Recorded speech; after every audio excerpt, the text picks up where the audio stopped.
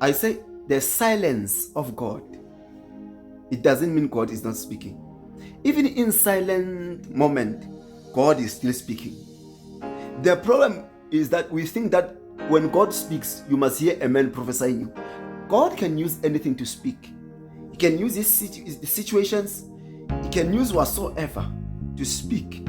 But because we are human beings, we want him to speak with a voice. We want to hear him. God can use anything, everything to speak. The silence of God, it doesn't mean God doesn't speak. He's still speaking. You can even hear the voice of God in silent moment. The Bible says in Revelation, if I knock and you hear my voice, can you hear a voice in a knock? No, you won't hear a voice in a knock. When you knock a door, you just hear there's no voice here. But he says, if I knock and you hear my voice, I shall enter and eat with you. Can you hear a voice in a knock? No. That means it's a sign that God can speak in everything that you want to speak in. He can speak using a situation. He can speak using this. He can speak using that. So many of us is like we are stereotyped. We are channeled now. That when God speaks, it means He must speak through prophets. That's not how He speaks. He can use anything to speak. He can use anything to speak. You understand? So be careful. Don't channel yourself as if you know how God speaks.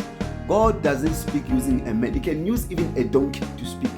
He can even use a stick to speak. He can even use your car to speak. Sometimes many of us today we got into trouble. Many of us we got in trouble because of our stubbornness. Your car, you wanted to start, it didn't start.